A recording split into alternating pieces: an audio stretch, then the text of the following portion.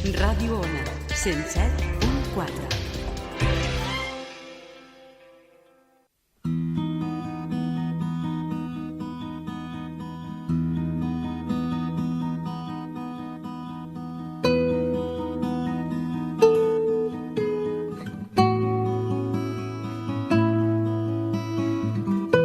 Hola, precioses i preciosos.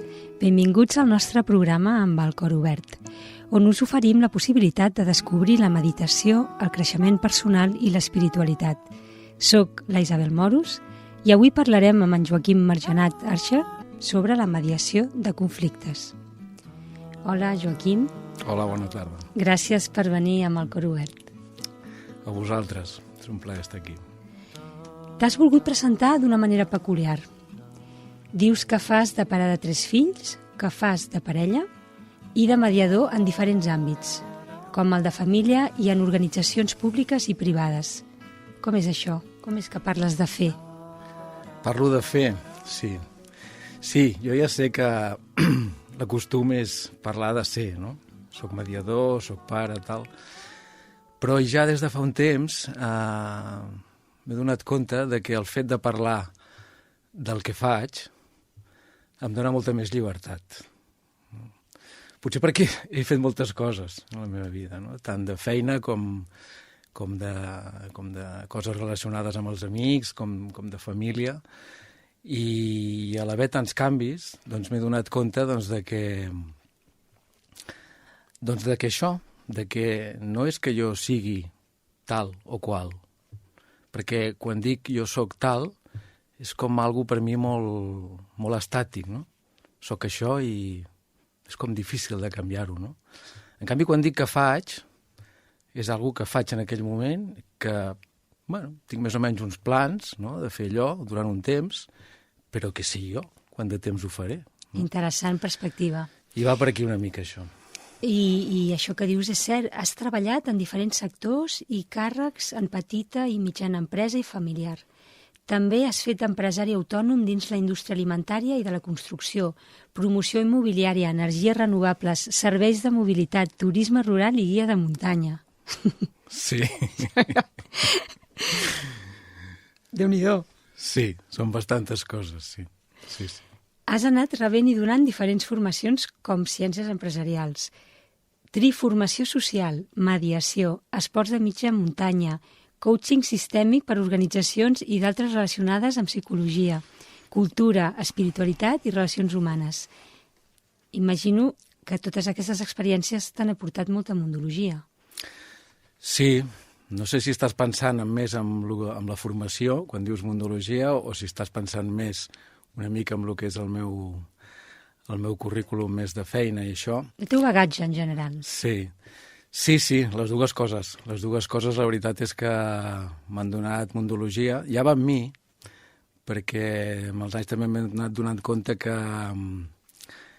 tinc curiositat, tinc molta curiositat per les coses, per conèixer, per entendre-les, no? De vegades fins i tot com una radicalitat, no?, en voler-ho entendre tot, no? I sí, la meva curiositat i les coses que m'han anat passant és el que ha fet doncs, que vagi decidint canviar. A vegades no ho he decidit jo, ha sigut les pròpies situacions les que m'han portat als canvis. Als canvis, no? I sí, d'aquí realment és aquesta la meva escola, no? De fet, si ara estic amb aquesta feina de la mediació, té molt a veure, precisament, amb tota aquesta biografia meva, no? Tot el que ve d'aquí. És el que realment m'ha portat on estic ara, no? Sí. Molt bé. Joaquim, entrem en la temàtica, perquè el programa parla avui de la mediació de conflictes. Què és un conflicte? És molt bona pregunta, perquè és com una... Jo vaig observant que és com una paraula que fa por. I que la primera reacció a vegades quan preguntes tens algun conflicte, hi ha alguna cosa que és no, jo no tinc cap conflicte. I a mi al principi em sorprenia, no? Però després ho veig, no? És com una paraula que fa una mica de por, no? Llavors, la manera de definir un conflicte... Hi ha paraules que per mi volen dir el mateix que conflicte, no? Neguit, malestar, dificultat, problema, no? Això és un conflicte. En el fons, un conflicte, per mi, té a veure molt amb com estic, com em sento. O sigui, té molt a veure amb un estat interior, que és veritat que ho relacionem amb una situació, però realment el conflicte jo veig que neix a dintre de cada un, no? Conflicte que es pot mostrar més a través de les emocions o es pot mostrar més a través d'una sèrie de pensaments que són pesats, que són repetitius i que em donen malestar, no? Per mi té molt a veure amb això, el conflicte. I per què ens discutim o fins i tot ens barallem? Per què? Per què?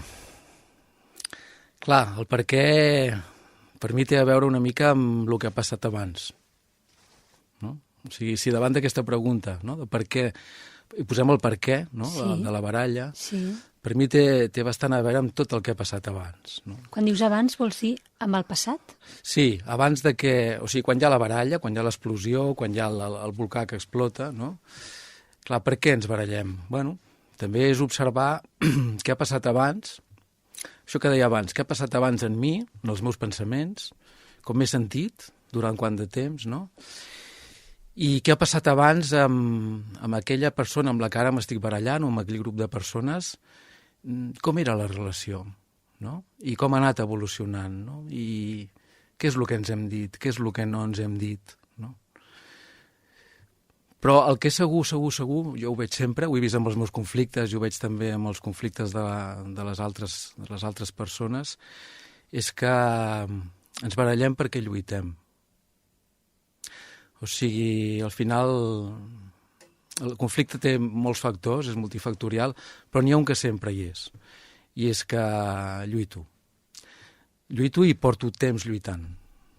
Porto temps lluitant amb mi, i porto temps lluitant amb algú altre també, segurament, no? Per mi està aquí una mica l'origen, no? El conflicte. Llavors, explica'ns què és una mediació. Mira, és una paraula molt àmplia, no? Perquè al final dius, bueno, mediació què vol dir? Jo ho penso a vegades i dic, doncs això, mediació és estar al mig, no? Al mig de què?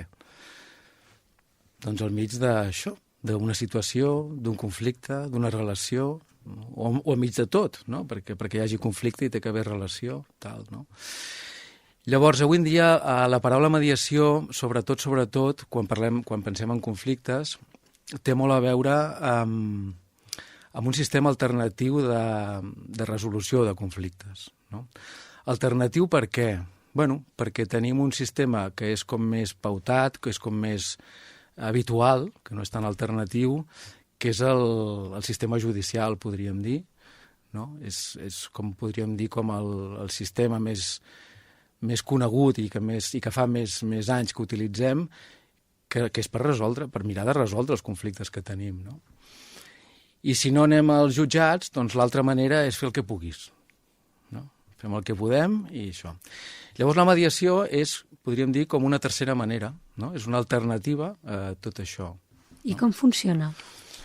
La mediació és quelcom molt antic.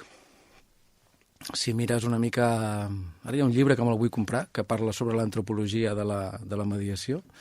Encara no el conec, però he vist el títol i dic, ui, això m'interessa, no? I que ja comença a parlar dels maies, dels egipcis, de tal, no?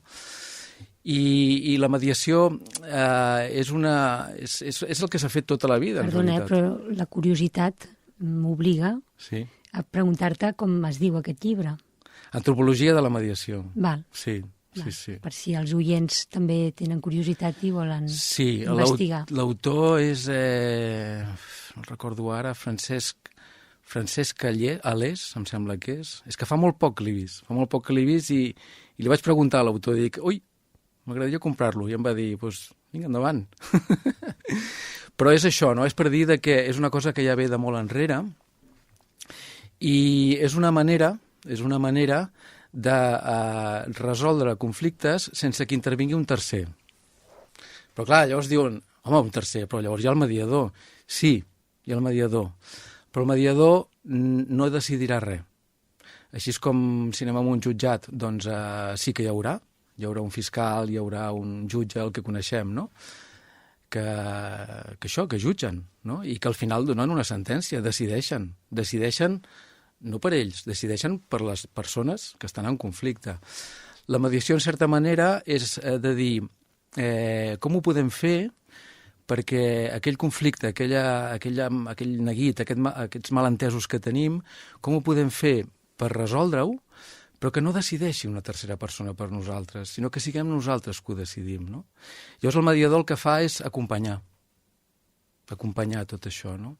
Per això hi ha com els 4 principis de la mediació, que són la confidencialitat, no? O sigui, tot, absolutament tot, el que el mediador escolti o digui amb les parts és confidencial, no?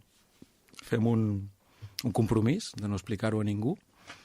Fins i tot a vegades, si hi ha entrevistes individuals primer, amb cada part, el que m'expliqui una part a mi, jo em comprometo a no explicar-ho a l'altra part, encara que es faci una mediació. Hi ha la voluntarietat, que vol dir que ningú t'obliga.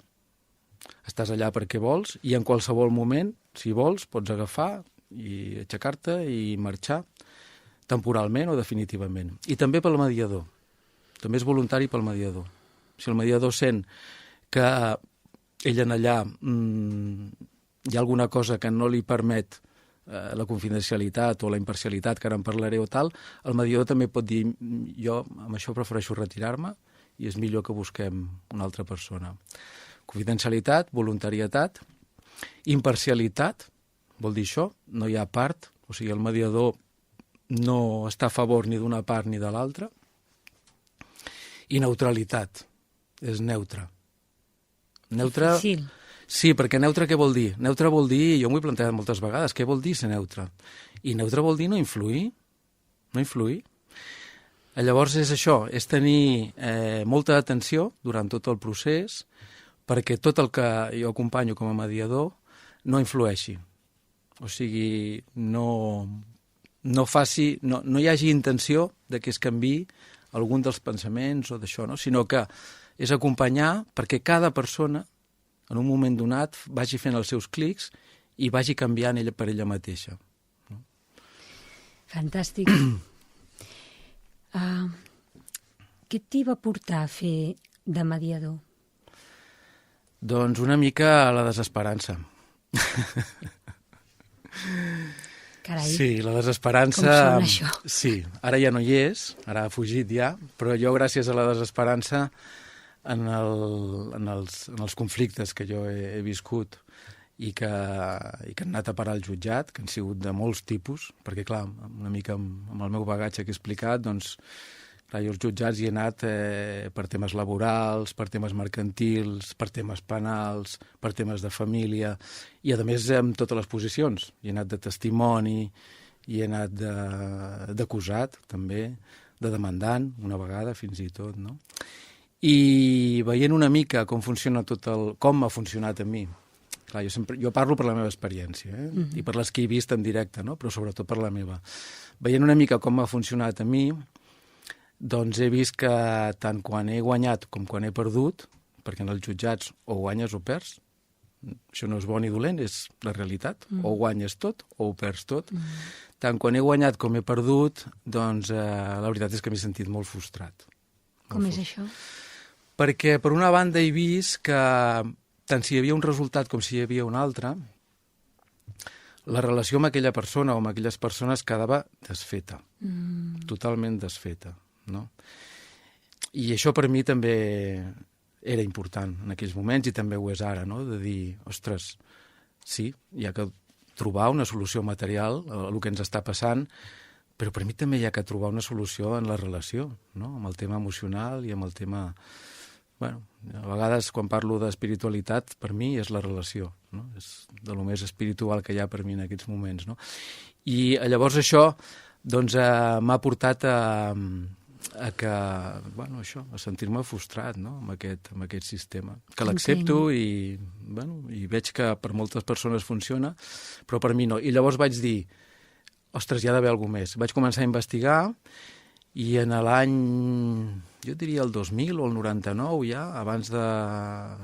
Jo em vaig divorciar l'any 2002, jo tinc 3 fills, llavors n'hi ha 2, el Joaquim i la Margarita, que són de la meva primera parella, i jo ja vaig investigar, i sí, la Generalitat ja oferia un servei de mediació, però com que és voluntari, doncs tampoc hi va haver una part que no volia participar, però jo ja vaig veure que allò existia, no? I és una cosa que sempre anava voltant pel cap, no? Anava voltant pel cap.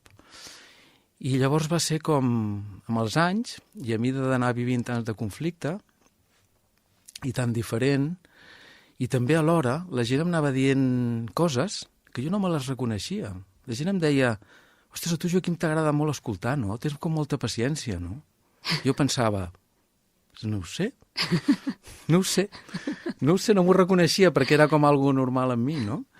O, escolta'm, tu m'ho pots explicar, això que diu aquella persona? I dic, i per què vols que t'ho expliqui jo? No, perquè quan tu ho expliques jo ho entenc millor. Dic, mira què diuen de mi. De mirall de les teves capacitats. Sí, de les meves coses, no? I em vaig anar creient que sí, que jo també tenia capacitats, no? I al final, amb el temps i les circumstàncies, doncs és una cosa que sí, que ja ha arribat i que primer va arribar més d'una forma més no professional, sinó com més voluntària i més que ho feia per sentir-me bé i perquè m'ho demanaven. I ara, ja des de fa uns anys, doncs sí, he decidit que sigui també una manera de rebre uns diners a canvi, no? I és una feina, sí. Sí. Quan la recomanaries, la mediació de conflictes? Mira, jo la recomanaria sobretot quan això, no? Quan el tema de volem ser autònoms, no?, amb això que ens està passant, i veiem que hi ha d'haver una manera, que encara no sabem, és un tema de creativitat. No? Sempre parlem de la creativitat més relacionada amb l'art i això, que sí, però tenir un problema i trobar la solució és un acte de creativitat per mi també. Totalment d'acord. No? I a més és una cosa que l'oportunitat està cada dia. I a més en el món que vivim, no? Que és un món molt còmode però també molt complex. No? I llavors passen coses que les vivim a vegades com a problemes i a vegades problemes molt dolorosos, no? Llavors el tema de la creativitat, no? És com dir, hi ha d'haver la manera, no? No sabem com, no? Però a dintre aquesta boira que tenim ara davant, tu i jo, o aquest grup, aquest equip, trobarem la manera. Si hi ha una mica d'aquesta xispeta, la mediació, tant si és per parts com si és per grups, tal, és una bona manera. I després també una mica el que dèiem, no?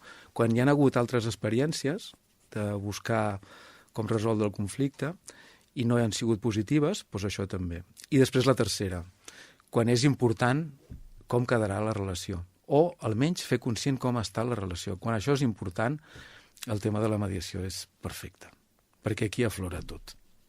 El que està a la vista i el que està amagat en les relacions. Val. I què passa quan aflora tot? Què passa? Quan aflora tot, passa que... Primer el que passa és que és molt incòmode. No ens enganyem, perquè és molt incòmode. I pot ser bastant, però que bastant insuportable. No? Perquè què aflora? Aflora tot allò que no ens agrada. No? Tot allò que... El conflicte s'alimenta molt d'això, del que no diem. De la part fosca. Sí, d'aquesta part, però fosca perquè no la mirem, eh? Exacte, no té llum, no té llum. Exacte, no té llum, exacte, però perquè jo no li poso els ulls, o no li poso l'oïda, o no... Llavors, passa això, que és incòmode, és bastant insuportable, no? El que passa és que després, darrere d'això, què hi ha? Què hi ha darrere d'això? Doncs hi ha la part, ara que has parlat de fosc, hi ha la part lluminosa. No?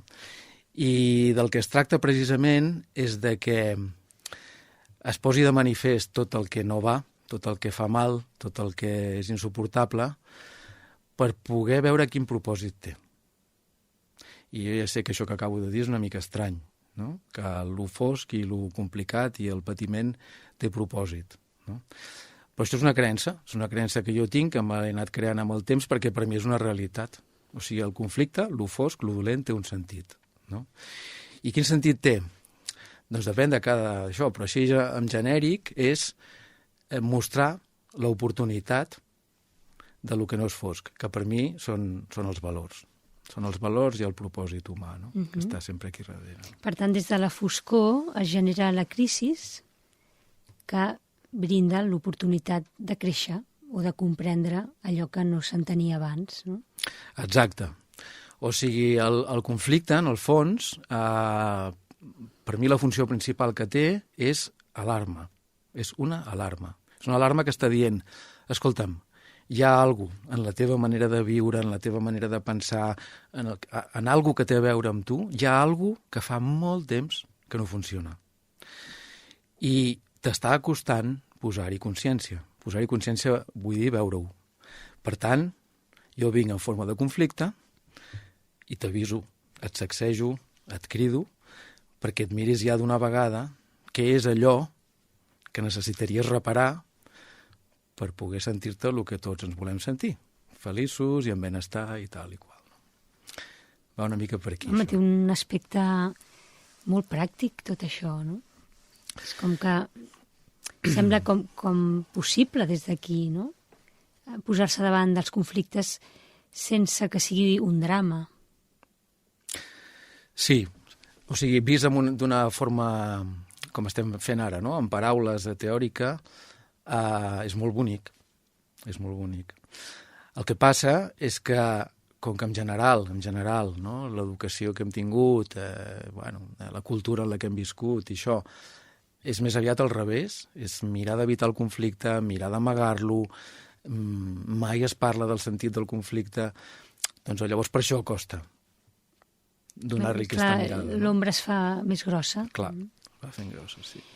Esteu introduint la mediació humanista a Catalunya. Sí. Explica'ns-ho, sisplau. Sí, la mediació humanista, aviam, la mediació humanista és algo que jo vaig conèixer ara deu fer 5 anys. Dic vaig conèixer perquè aquí a Catalunya i a Espanya, que jo sàpiga, és una mediació, és una manera de fer mediació que no es practica, que no es coneix, no?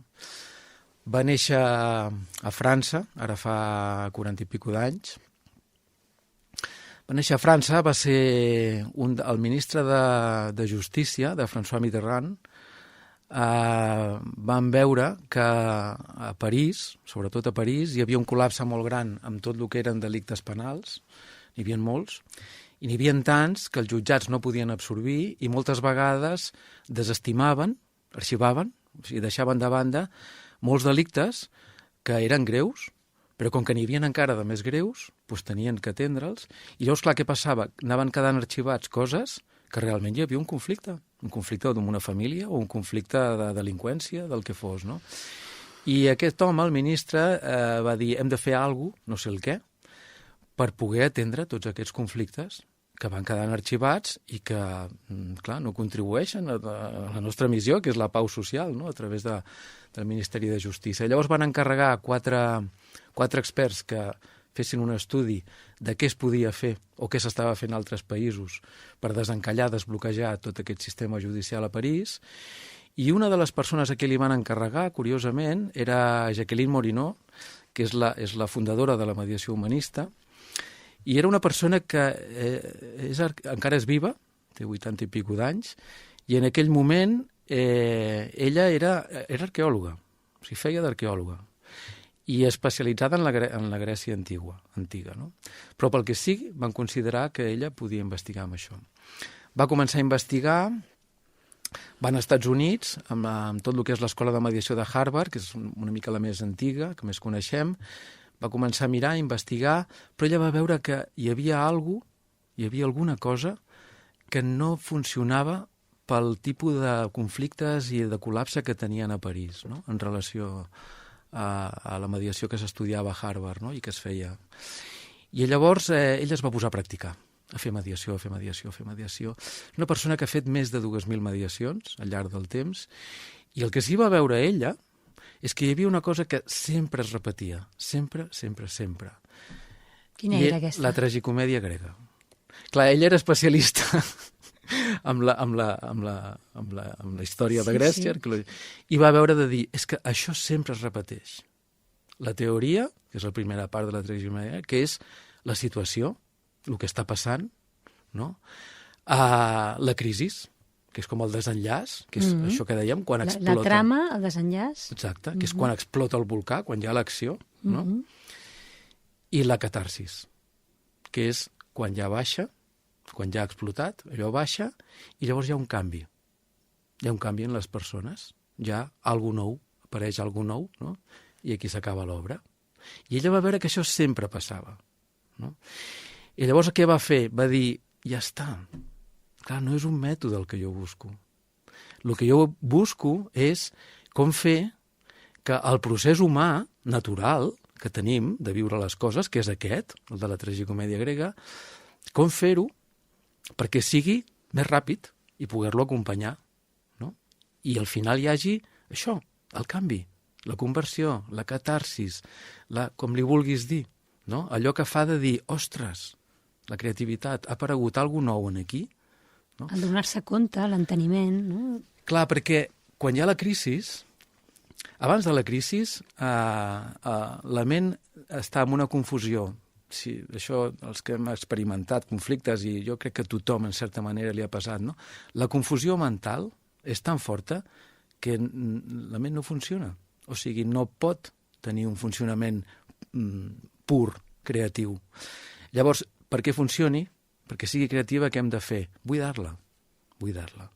No? I això és bàsicament el principi de la mediació humanista, que les persones es puguin buidar absolutament. Clar, però aquesta és la part emocional que impedeix, diguem, aquest discerniment, no? O sigui, quan hi ha una càrrega emocional tan elevada que em genera aquesta confusió, exacte, és quan no puc separar el gra de la palla, no? I llavors... Exacte, o sigui, queda totalment barrejat, tot el que són els arguments, els raonaments, tota la part mental, queda barrejada amb les emocions, que bàsicament són sempre les mateixes, eh? O sigui, la por, la ràbia, la tristesa i el desig desmesurat, no? O sigui, aquestes 4 emocions, alguna amb més intensitat que altra, però va alimentant els pensaments compulsius. I els pensaments compulsius alimenten una certa emoció. I això és un peix que es mossega la cua i llavors no podem... No.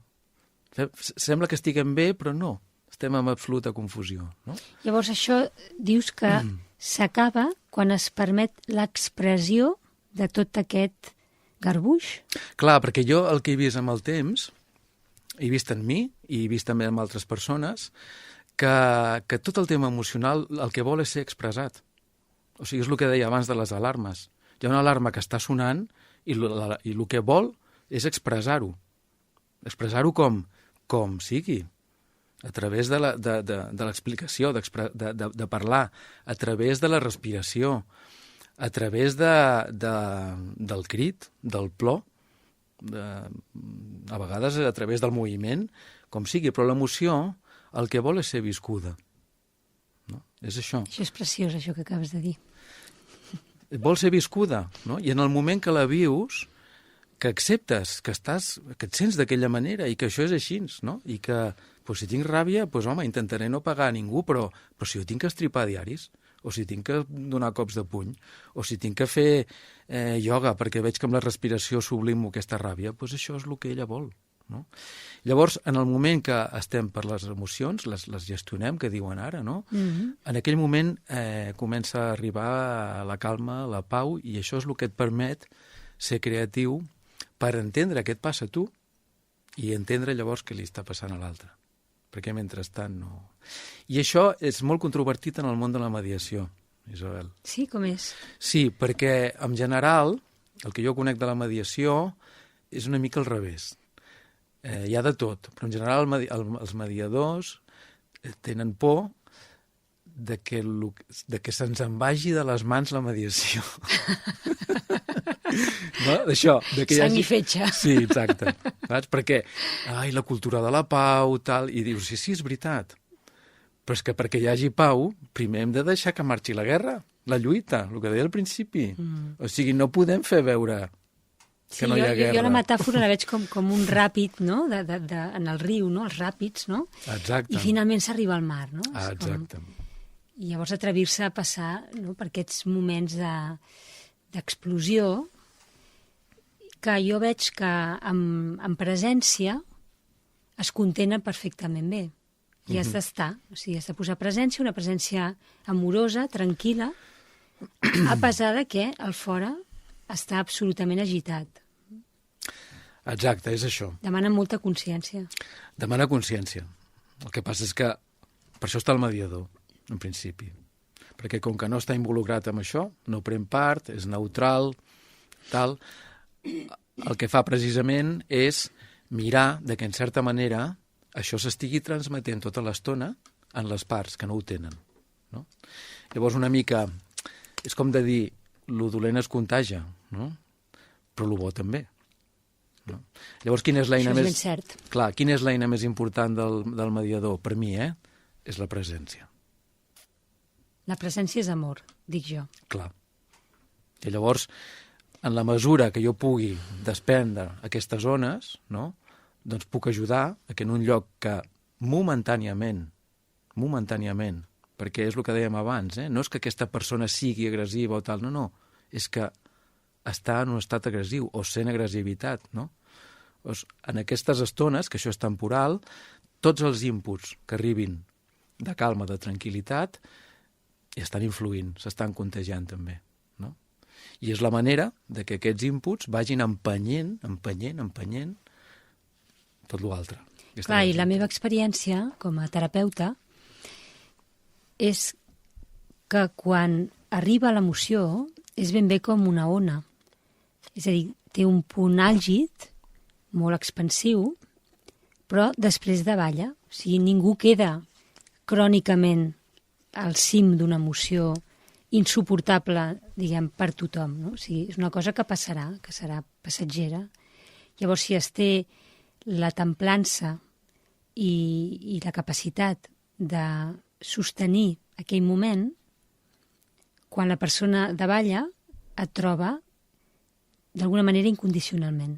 I això crec que té un impacte curatiu molt profund. Clar, és ben bé això.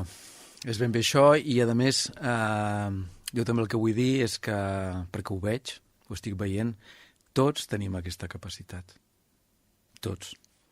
O sigui, és una de les coses que ens diferencia doncs, de les pedres, dels animals i de les plantes, no? O sigui, el fet de poder posar consciència amb el que m'està passant. Tots tenim aquesta capacitat, tots. És una capacitat humana, el que passa és que potser no la tenim entrenada, no?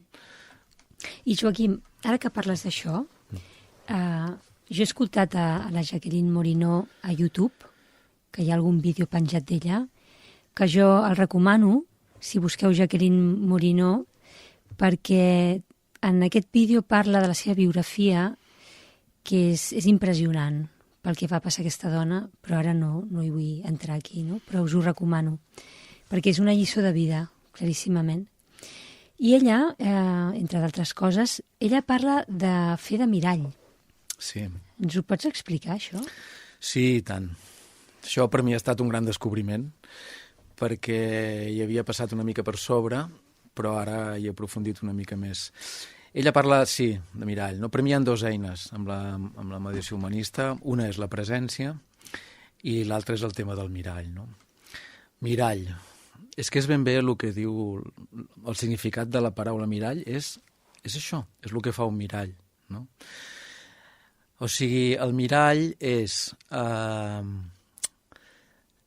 quan el mediador es posa com a mirall de les emocions que hi han durant la mediació, o sigui, de les emocions que el mediador percep que estan en l'ambient. Dic que estan en l'ambient perquè a vegades com a mediador pots pensar, pots captar, pots sentir una emoció molt forta, però també pot ser que sigui teva, que no sigui pas de les persones Clar, que estan això allà. en psicologia seria una transferència. Clar, perquè està tot molt barrejat i també fa falta un entrenament, veig jo, d'anys, per anar veient què és el que jo estic sentint en mi, de mi, i què és el que estic sentint en mi de l'altre, no? Perquè és com molt confús, és un tema d'entrenament, no? Però el mirall és la principal eina, per què, de la mediació? Perquè la Jacqueline Morinó el que va veure és com ho puc fer jo per acompanyar la crisi, que la crisi avanci i tiri endavant sense influir, sense dir arguments, sense donar raons, sense fer preguntes, sense influir. O sigui, és com, jo faig una espenteta, però res més, no? O sigui, és l'altra persona que fa el pas. Jo només li faig l'espenta. Llavors, el mirall què és? El mirall és contínuament anar dient al mediador què està sentint sobre aquella persona que està en aquell moment expressant-se, sobre les dues persones o sobre l'altra persona. El que percep d'elles. El que percep d'elles. I sempre en el nivell de lo que és l'emoció o el sentiment. O sigui, sento molta por. I no argumentar-ho. Això és un mirall. I per què és un mirall? Perquè si el mediador està percebint por i l'altra persona no se'n dona compte que ella està tenint por, en el moment que jo li faig un mirall, aquella persona ho pot identificar. I pot dir, i tant que tinc por. És que clar, no veus el que m'ha fet o el que m'ha dit o el que em va passar. I llavors això què fa? Segueix, anima l'expressió de la persona. Llavors aquí hi ha com un joc de portar a la persona, diguem, al conscient, coses que en aquell moment potser eren inconscients, no? Aquesta ombra que es torna llum gràcies a aquest mirall. Ah, exacte. És l'automàtic que dic jo. O sigui, és... Sí, la gent em veu que estic molt enfadat i tal i qual, però jo, com que en certa manera és una cosa com automàtica, que quan sempre em passa, i em passa des de fa molt temps, i jo ja l'he automatitzat. O sigui, és el que dèiem abans. Jo sóc així. Dius, no, tu no ets així, a tu t'està passant això. Saps? És molt diferent. Clar. I llavors és això, ben bé. En el moment en què l'altra persona se'n dona compte, ja no és automàtic, ja és conscient. Ja és dir, m'està passant això, és veritat. No? En el taller de mediació de conflictes que ens vam conèixer, tu i jo, Sí. amb en Gui Escaletes, que amb sort tornarà per aquí algun dia, no?, a fer algun taller de cap de setmana. Sí, que tornarà, sí. En té moltes ganes. Li agrada molt Catalunya i tornarà. I que tu te n'encarregues de l'organització. Sí, exacte. Doncs ell va dir una cosa de tantes interessants, no?, que és la contraposició de la dignitat envers la llibertat com un denominador comú dels conflictes, no? O sigui, del fons del conflicte, no? Com que sempre que ens trobem davant d'un conflicte, en el fons hi ha una part que està ferida en la seva dignitat i l'altra està ferida en la seva vivència d'aquesta manca de llibertat. Sí, exacte. O sigui, això també és molt comú, ho veus, que sempre hi és aquest tema, no? Que és la dignitat com a ésser humà. O sigui, per mi la dignitat és allò que em caracteritza no com a mediador o com a pare o com a tal, no? El personatge, no. La dignitat és allò que em caracteritza com a ésser humà. O sigui, jo tinc dignitat quan tots aquells valors que són imprescindibles per mi per viure estan sants, estan saludables, no? Quins valors? Bueno, depèn, perquè no tenim els mateixos valors el Joaquim aquí a Catalunya que una persona que visqui doncs, a Mali, en el desert del Sàhara, donem valor diferent a diferents coses, no? O sigui que sí que n'hi ha de valors que podríem dir que són universals, no? La llibertat, la confiança, l'autenticitat, el respecte, el reconeixement... L'escolta. Exacte, tot això, però després hi ha altres valors que també són més geogràfics o més culturals, no? Llavors, clar, és sempre la contraposició entre el que jo espero com a ésser humà per viure i deixar de sobreviure, que és quan estem en conflicte sobrevivim, no? En contraposició a el que em demanen com a persona. Jo dic persona perquè no sé si bueno, segurament algunes persones ja ho saben, però persona ve de l'arrel llatina personae, no? I personae és màscara, és la traducció de màscara, no? Que és la màscara que feien servir en el teatre, que se la posaven per això, per canviar de personatge, bueno, i també perquè ressonés la veu, no hi havia micros, però sobretot per canviar de personatge. Llavors, fixa't bé, no? La paraula persona està representant el personatge que jo represento, no? Allò que deia al principi, faig de mediador, faig de pare, ara, no? Faig d'entrevistat, no? És això, no? Perquè necessitem una imatge per relacionar-nos. Clar, perquè si no parlaríem. Clar, en el món que vivim és això, no? Anem fent diferents rols perquè hi hagi aquesta actitud social. I el gran repte és aquest, és com, amb la llibertat d'escollir jo el personatge que vulgui, no? Com puc sentir-me digne? Perquè què està passant? El que veig jo, amb els conflictes que vaig acompanyant i això, que moltes vegades hi ha un xoc molt fort entre el que em demanen com a personatge, per exemple, el que em demanen com a director general de no sé on, no? Amb el que jo sento que puc donar com a ésser humà, la meva dignitat. I aquí hi ha com una contraposició. I això és un conflicte continu. Continu. Llavors és una mica això de dir, bueno, vale, anem a viure amb això, però com ho fem per viure amb això sense patir? Llavors aquí és on està el tema de la mediació o, aviam, al final estem parlant de conèixer-nos. No? O sigui, pot ser a través de la mediació o d'alguna altra manera, no?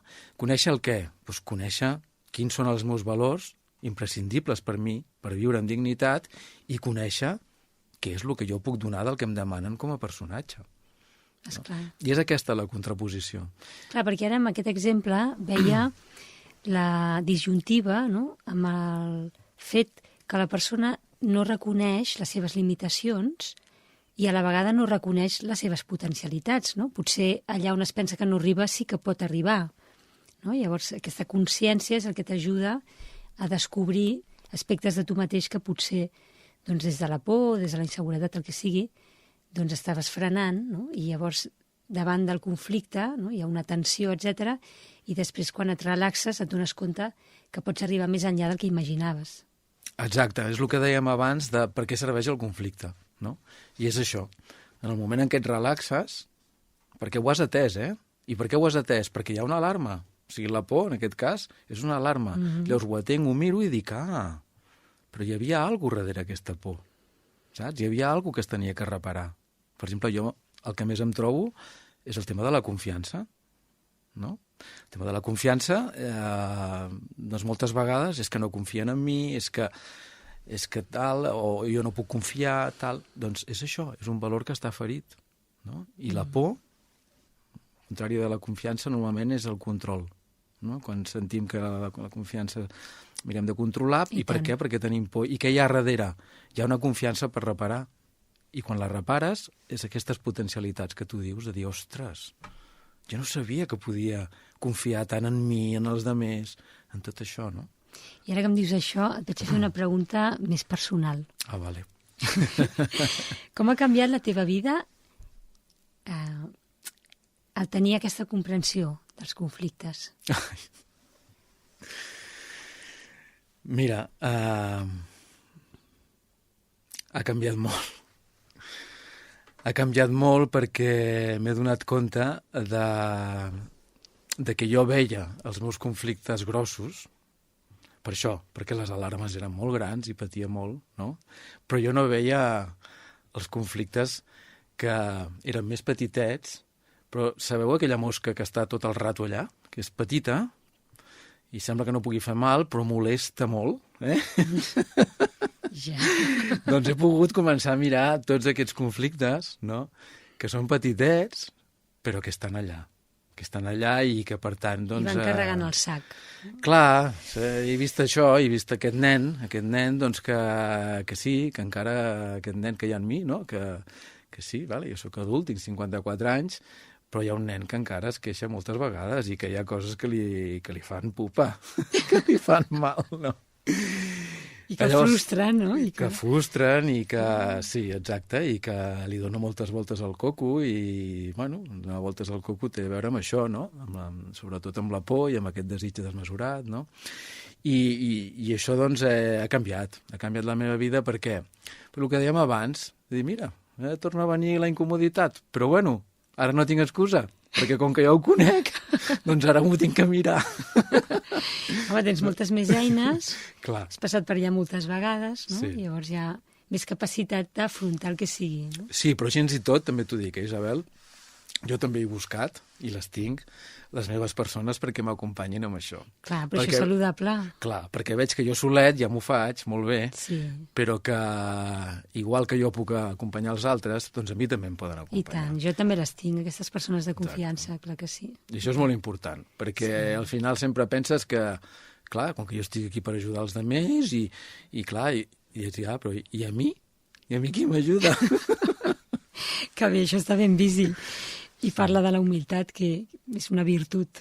Ah, sí, això de la mediació m'ha ajudat molt amb això de la humilitat, no? A veure que sí, que sempre hi ha coses, no? De quina manera? Explica'ns això. Doncs això que et deia, no? De dir, bueno, sempre penses, és com una expectativa de dir, no, ara ja està. No. Jo ja ho conec, això, jo ara sempre estaré amb aquest benestar i tal. I veus que sí, que cada cop va millorant, però que no acaba mai de... No acaba mai... És que això és un univers, Sempre hi ha algun racó que encara no s'ha visitat, Clar.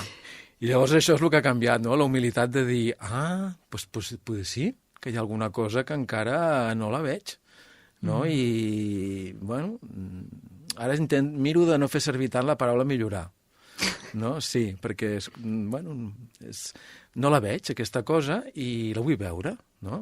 I per mi la humilitat és aquesta, de dir, doncs sí, encara hi ha alguna cosa. No? Sí, jo utilitzo descobrir. Descobrir, sí. Exacte, investigar. És deixar de tenir-ho cobert, saps? És com, sí. Abans estava cobert i ara ho he descobert, no? Abans parlaves d'espiritualitat.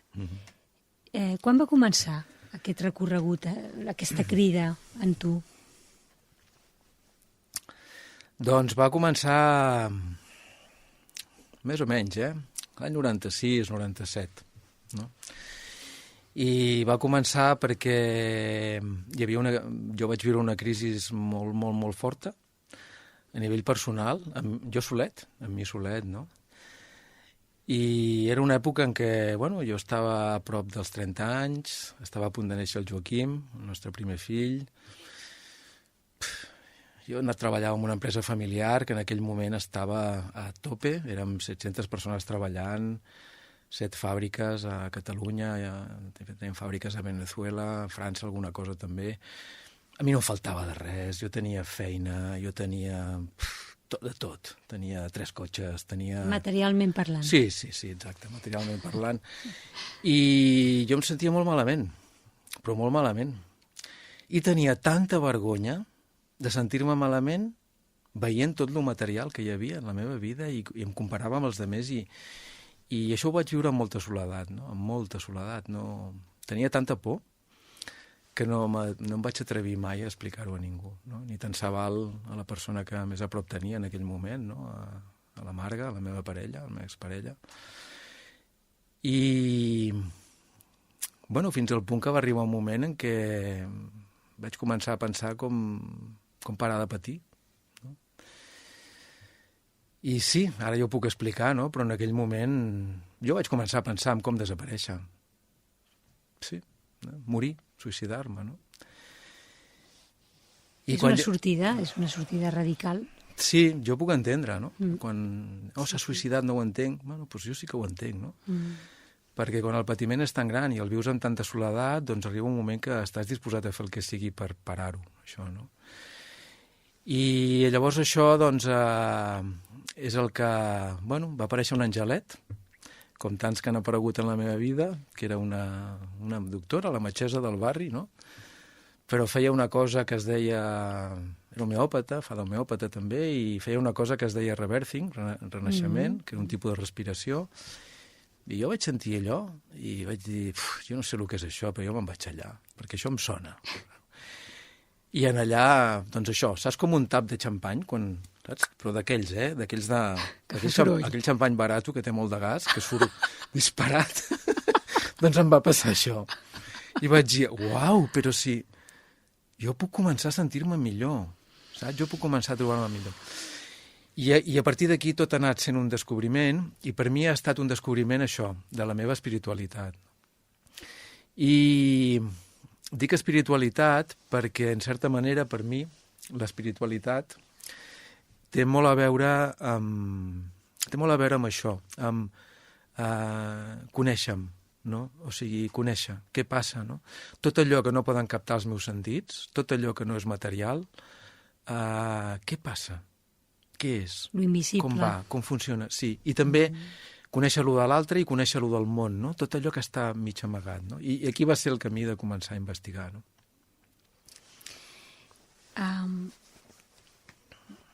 Quins projectes tens? Projectes? Uf, aquesta pregunta és molt perillosa per mi. Sí? Sí. Què vols dir?